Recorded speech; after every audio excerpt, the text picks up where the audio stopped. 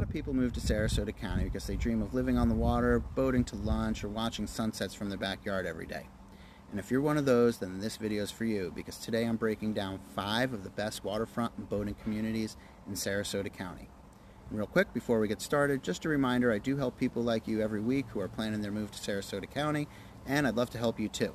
The easiest way to reach me is by calling or texting 941-465-9206, or just click one of the links in the description below. Okay, let's start with one of the most well-known areas of Sarasota County, Siesta Key. If you're looking for the beach lifestyle and boating, Siesta Key may be a great option. Siesta has some areas that have deep water canals for boating, other areas offer easy access to the beach, and some offer both. And speaking of the beach, Siesta is known for its white sand and is often voted best beach in the entire country. The other thing Siesta has is an adorable beach town filled with shops, restaurants, and bars. And you'll be able to find anything from small condos to luxury mansions to everything in between, with prices ranging from the low 300s for a small, non-updated condo all the way up to $22 million for a luxury waterfront mansion. Now here's the downside of Siesta. It gets busy during high season, and I mean really, really busy. Getting on and off the island during peak season can be a real hassle, especially if one or both of the bridges are up, which happens all the time during season as large boats make their way up and down the intercoastal. No doubt Siesta Key is beautiful, and you do get that mix of boating access with a vacation-style energy. Just keep in mind, it is definitely our most touristy area. Okay, number 2. Just north of Siesta Key is a small island called Bird Key. Bird Key is roughly 500 or so single-family homes on a private, gated island. It's known for its exclusivity and yacht club with no high-rises, no condos, and many of the homes having direct water access with boat docks and boat lifts. What people really love about Bird Key is its location. It's situated between downtown Sarasota, which is about 2 miles to the east, and St. Armand's Circle, about 1.5 miles to the west. And right at the end of St. Armand's Circle is Lido Beach, another one of Sarasota's gorgeous Gulf beaches. Now, while Bird Key is far from touristy, remember it's literally a gated island, the two areas it's between, St. Armand's Circle and downtown Sarasota, are both very busy areas, so you kind of need to keep that in mind. But if you want easy access to the big city, as I call it, or as well as a short drive or bike ride to the beach, Bird Key is a great choice. Just remember, there's not a lot of homes, so inventory is very limited. Just to give you an idea, right now there are only 15 homes for sale on the entire island, and they range in price from about $1.5 million to almost $14 million. Okay, number 3. Working our way south of Siesta, along the intercoastal on the mainland side, in a part of Sarasota known as Osprey, is a little boating community called Southbay Yacht Club. Southbay has roughly 360 single-family homes with a mix of older Florida ranch-style homes from the 70s and 80s, as well as completely remodeled homes. Out of those 360 homes, there are only about 24 of them that are directly on the intercoastal waterway. These are obviously the most desirable lots. However, what's great about Southbay is it does have a private marina, which has about 170 slips for boats up to 55 feet. This gives residents the option of boating lifestyle without necessarily owning a waterfront home. Another plus about Southbay is it's more than just boating. They have tennis courts, pickleball, a clubhouse with social events, a fitness center, a community pool, all that. So if you love boating but also want other amenities, Southbay Yacht Club really is a great option. Now the downside of Southbay is that even though you're right on the intercoastal, you are a little further removed from either of the 2 major passes that take you out to the Gulf.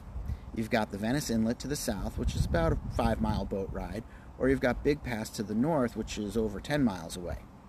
However, you do now have Midnight Pass, which is closer than both of those, and Midnight Pass, for those of you who don't know, was opened by Mother Nature last year during Hurricane Milton. But that pass can be a little tricky to navigate, and there's no saying how long that pass will actually remain open. Another drawback to Southbay is you're about a 10 to 15 minute drive to the closest public beach. Not far by any means, but also not close enough that you're walking to the beach.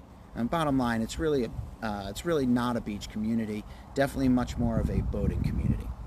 And keep in mind, with only 360 homes in the entire community, you can imagine that inventory is quite limited. Currently, there are only 12 homes for sale, and they range in price from $800,000 to $2.7 million. Okay, next on the list, Venice Island. Now, Venice Island really doesn't have canals that go through the island, so the only homes with direct boating access, and by that I mean boat docks and boat lifts right in their backyard, are going to be the ones directly on the intercoastal, and there will be a very limited number of those that even exist. However, there is a boat ramp on the island and another one right off the island, so you still have fairly easy boating access, and you are very close to the Venice Inlet, so once you're on the water, you do have easy access to the Gulf. Now, what Venice Island may lack in properties directly on the water, it makes up for with a charming historic downtown area. I mean, downtown Venice is awesome. It's loaded with great restaurants and cute shops and activities going on throughout the year, from farmers markets to parades to free music nights. You also have easy access to multiple beaches on the island. Of course, there's the public beach right past the downtown area, but you also have beach access at the Service Club Beach, beach access by the Venice Fishing Pier. You've got Broward Dog Beach, the only dog beach in the entire county, and you also have Casperson Beach just a little further down. There are even 2 communities on the island that actually have private beach access. Bottom line, Venice Island gives you plenty of access to beaches, downtown shops, dining, and still gives you some boating access. Now, on to the last area I'll be discussing, Nokomis. Nokomis actually covers a very broad area. If I were talking about all of Nokomis, it would cover something like 13,000 homes. But since this video is really about waterfront communities and boating, I'm going to stick to the part of Nokomis that is what we call west of the trail. And for those of you who don't know what that means, Route 41 is also known as Tamiami Trail. It runs north and south and is a very busy road. Everything west of 41 is known as west of the trail, and that's what I'm going to focus on.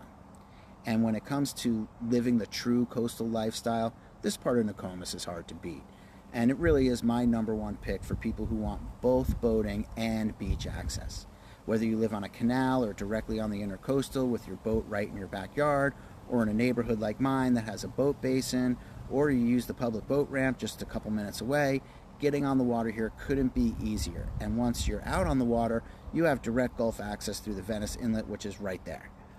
And what makes this part of Nokomis extra special is access to the North Jetty.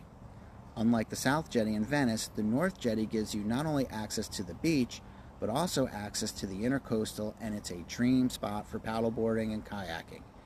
You can paddle over to Snake Island or to Turner Key, or paddle right over to Pop Sunset Grill or Nokomis Sunset Hut for lunch and a drink or two. Just be careful, the drinks at both those spots are very strong, so it might be much easier to paddle there than it will be to paddle back. As for housing, Nokomis has everything from charming 1950s old Florida bungalows to renovated coastal homes to luxury estate mansions on Siesta Key overlooking the Gulf. You'll see prices ranging from the mid-300s for a modest inland cottage all the way up to nearly $20 million for a Gulfront estate. If there's one drawback to Nokomis, it's that it doesn't really have its own downtown. There's no town center filled with shops and restaurants.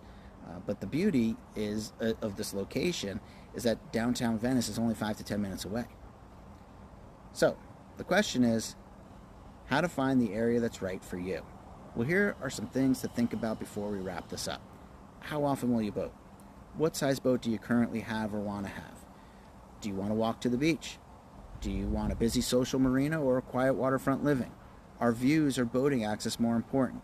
The answer to these questions will really help narrow things down for you.